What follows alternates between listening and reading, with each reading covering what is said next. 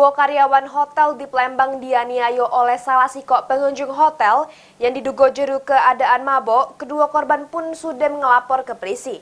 Namun sampai mak ini pelaku belum juga ditangkap.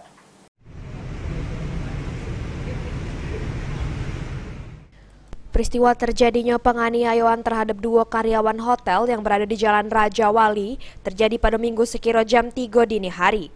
Namun sampai mak ini pelaku belum juga ditangkap meski kedua korban berinisial KO sama TS sudah mengelapor ke polisi.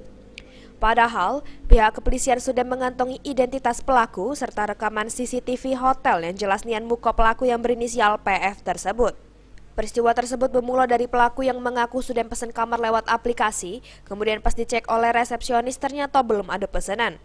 Pelaku pengen menginap terlebih dahulu, kemudian pembayarannya terakhir, namun karena menyalahi prosedur, pihak hotel menolak permintaan pelaku.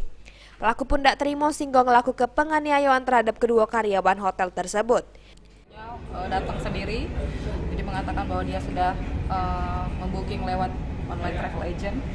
Setelah kita cek dari tim resepsionisnya, dicek ternyata nggak ada. Jadi kita tawarkan untuk personalnya bayar langsung, walk in, namanya bersedia, dan pas waktu proses transaksi ternyata alat pembayarannya decline. Jadi kita tawarkan untuk bikin alat pembayaran lain. Dan situ kayaknya tamunya merasa tidak suka atau apa, sehingga terjadilah kekerasan lah itu istilahnya, pelemparan botol hand sanitizer yang ada di meja resepsionis itu ke kepala karyawan kita gitu. Dan ada security juga yang membantu untuk menenangkan, tapi security juga ada perlawanan dari si tamunya gitu, menyerang security juga, menendang security juga, jadi ada luka di kakinya sama nilainya. Kita udah lapor juga ke pihak berwajib, nanti tinggal dari pihak berwajibnya yang melanjutkan proses. Korban pun berharap pihak kepolisian segera bertindak untuk menangkap pelaku serta menunggu itikat baik dari pelaku.